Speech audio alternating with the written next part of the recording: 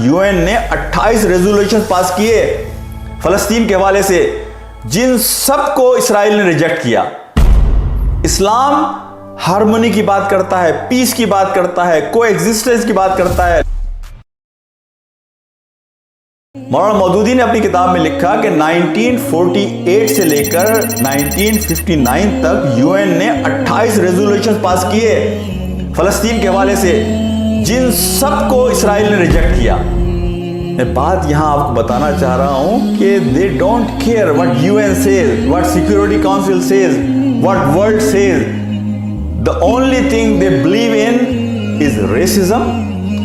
बर्नी Sanders जो America के senator है, उसने अमेरिकन सेनेट के फ्लोर पे ये बात कही कि इसराइल में इस वक्त जो हुकूमत है वो रेसिस्ट हुकूमत है। और दूसरी जो बात जिसकी बुनियाद पे ये सारी बात वो करते हैं वो है might is right.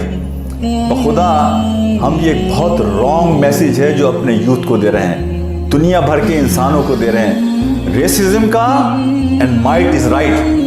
Islam harmony की बात करता है, पीस की बात करता है, कोएग्जिस्टेंस की बात करता है, लोगों को अकोमोडेट करने की बात करता है, साथ मिलकर चलने की बात करता है। इस्लाम ने अपनी तारीख में कभी किसी मजहब के हवाले से नफरत पैदा नहीं की, ना ज्यूस के हवाले से ना क्रिश्चियंस के हवाले से।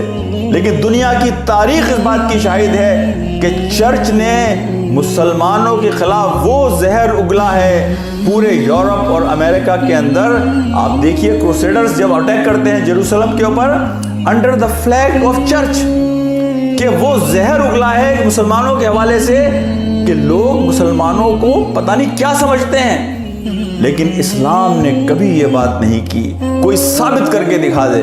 मुसलमानों ने कभी किसी की जमीन पर नाजायज कब्जा नहीं किया।